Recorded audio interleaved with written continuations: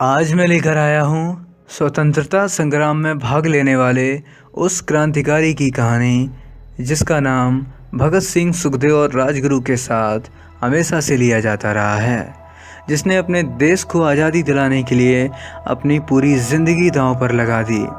लेकिन वही देश आज़ादी के बाद उसके बलिदान को पूरी तरह से भूल गया। इस महान क्रांतिकारी को आज़ादी के बाद अपना पेट पालने के लिए सिगरेट बेचनी पड़ी।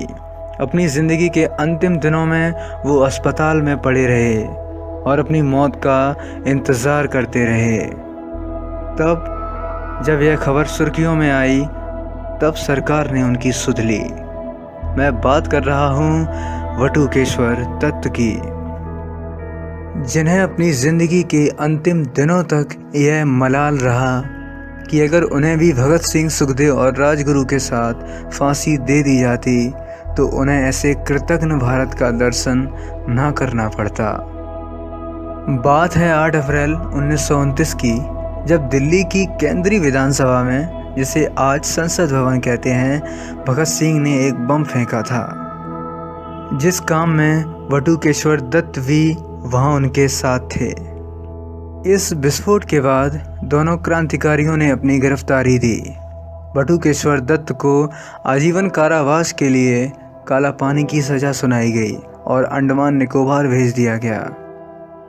भगत सिंह पर पहले से ही कई केस थे, जिस वजह से कुछ दिन बाद उनको फांसी की सज़ा सुनाई गई। जब बटुकेश्वर दत्त को ये पता लगा कि मेरे साथ भगत सिंह को फांसी की सज़ा सुनाई गई है, तो उन्होंने वहाँ से भगत सिंह को एक पत्र लिखा। प्रिय भाई भगत, मैं आज अपने आप को बहुत अपमानित महसूस कर रहा हूँ, क्योंकि मुझे आजीवन कारावास की सज़ा हुई और आप तीनों लोगों को भारत माता की गोद में सोने का सौभाग्य मिला। आपको फांसी की सज़ा मिली। काश आप तीनों की तरह मुझे भी अपनी भारत माता की गोद में सोने का सौभाग्य प्राप्त होता। भारत माता की जय। तुम्हारा भाई बटुकेश्वर दत्त। जब भगत सिंह को बटुकेश्वर दत्त का यह पत्र मिला तो उन्होंने जवाब में एक पत्र भेजा। प्रिय भाई बटुकेश्वर दत्त, मुझे दंड सुना दिया गया है और फांसी का आदेश हुआ है। इन कोठरियों में मेरे अतिरिक्त फांसी की प्रतीक्षा करने वाले और भी कैदी हैं, जो यही प्रार्थना कर रहे हैं कि किसी तरह फांसी से बच जाएं। लेकिन शायद मैं ही ऐसा आदमी हूँ जो बड़ी बेसब्री से उस दिन का इंतज़ार कर रहा हूँ। तुम्हें आजीवन कारावास का दंड मिला। तुम्हें जीवित रहकर दुनिया को यह दिखाना है कि क्रांतिकारी अपने आदर्शों के लिए मर ही नहीं सकता, बल्कि जीवित रहकर भी हर मुश्किल का सामना कर सकता है। इंकलाब जिंदाबाद। तुम्हारा प्रिय भाई भगत। इसके बाद जेल में ही बटुकेश्वर दत्त ने 1933 और 1937 में 2 ऐतिहासिक भूख हड़ताल की।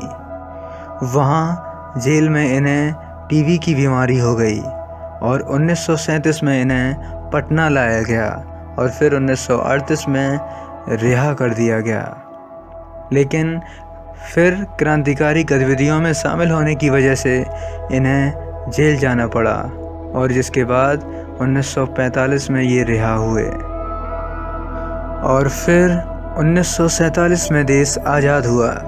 लोग इस महान क्रांतिकारी को तब तक भुला चुके थे। जिस सम्मान के वो अधिकारी थे, उन्हें वो नहीं मिला। नवंबर 1947 में वो शादी के बंधन में बंध गए और उनके सामने परिवार को चलाने की जिम्मेदारी आई, तो उन्हें देश की किसी भी संस्था ने नौकरी नहीं दी। तब बेबस होकर उन्हें एक सिगरेट कंपनी में एजेंट का काम करना पड़ा। इसके कुछ दिनों बाद उन्होंने बिस्कुट का एक छोटा सा बिजनेस डाला, जिसमें नुकसान होने की वजह से उसे भी बंद करना पड़ा। अनिल वर्मा ने बटुकेश्वर भगत सिंह के सहयोगी नाम की एक किताब लिखी, जिसमें उन्होंने बटुकेश्वर दत्त के जीवन से जुड़ी कई घटनाओं का जिक्र किया है। दोस्तों, सुनने में बड़ा अजीब लगता है ना कि भारत के सबसे बड़े क्रांतिकारियों में से एक क्रांतिकारी को अपनी रोजी रोटी के लिए इस कदर भटकना पड़ा। एक और ऐसी घटना है जब पटना में बसों के लिए परमिट मिल रहे थे, जिसके लिए दत्त ने भी आवेदन किया था। परमिट के लिए जब वो पटना के कमिश्नर से मिलने गए, तब कमिश्नर ने उनसे स्वतंत्रता सेनानी होने का प्रमाण पत्र लाने को कहा। यह सुनकर दत्त बहुत दुखी हुए। जब अखबारों में रपटें छपीं, राष्ट्रपति राजेंद्र प्रसाद को यह पता चला तो कमिश्नर ने वटुकेश्वर दत्त से माफ़ी मांग ली। 1963 में दत्त को बिहार विधान परिषद का सदस्य बनाया गया, मगर वो राजनीति की दुनिया से परे थे और तब तक अस्वस्थ भी रहने लगे थे। 1964 में वो गंभीर रूप से बीमार पड़े। उन्हें पटना के सरकारी अस्पताल में भर्ती कराया गया। उनकी ऐसी हालत देखकर उनके एक मित्र चमन लाल ने एक लेख में लिखा कि क्या दत्त जैसे क्रांतिकारी को भारत में जन्म लेना चाहिए? परमात्मा ने इतने महान शूरवीर को हमारे देश में जन्म देकर भारी गलती की है। खेद की बात है कि जिस व्यक्ति ने देश को स्वतंत्र कराने के लिए प्राणों की बाजी लगा दी, जो फांसी से बाल बाल बच गया, वह आज नितांत दयनीय स्थिति में अस्पताल में पड़ा एड़ियां रगड़ रहा है और उसे कोई पूछने वाला नहीं है। जब अखबार में यह लेख छपा, तब सत्ता में बैठे लोगों को होश आया और सरकार उनकी मदद के लिए सामने आई। लेकिन तब तक वटुकेश्वर की हालत काफ़ी बिगड़ चुकी थी।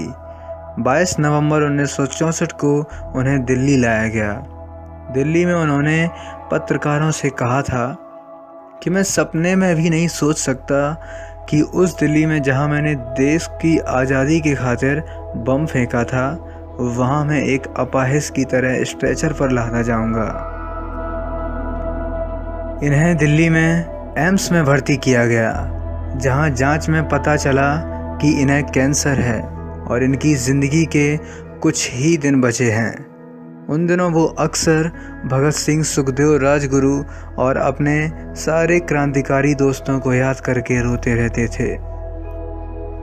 जब भगत सिंह की माँ विद्यावती जी को वटुकेश्वर दत्त के बारे में पता लगा, तो वो दत्त से मिलने हॉस्पिटल आई और भगत के दोस्त वटुकेश्वर की ऐसी हालत देखकर बहुत दुखी हुई।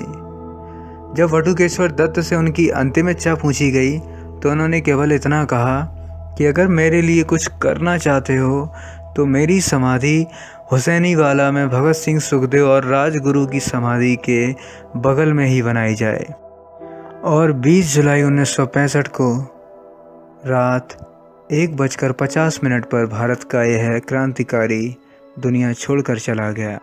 उनका अंतिम संस्कार उन्हीं की इच्छा के अनुसार हुसैनीवाला, पंजाब में किया गया। भगत सिंह की मां उस वक्त भी वहां मौजूद थीं। जब 1968 में भगत सिंह, सुखदेव और राजगुरु के समाधि तीर्थ का उद्घाटन किया जा रहा था, तब भगत सिंह की मां ने उनकी समाधि पर फूल चढ़ाने से पहले वटुकेश्वर दत्त की समाधि पर फूल चढ़ाए थे। वटुकेश्वर की यही तो एकमात्र इच्छा थी कि उन्हें भगत सिंह से अलग ना किया जाए। मेरा यह वीडियो भारत माँ के इस अमर क्रांतिकारी को एक श्रद्धांजलि था। अगर आप भी इनके लिए कुछ करना चाहते हैं तो यह वीडियो अपने तक ही सीमित ना रखें, दूसरों तक भी पहुंचाएं। जय हिंद, वंदे मातरम।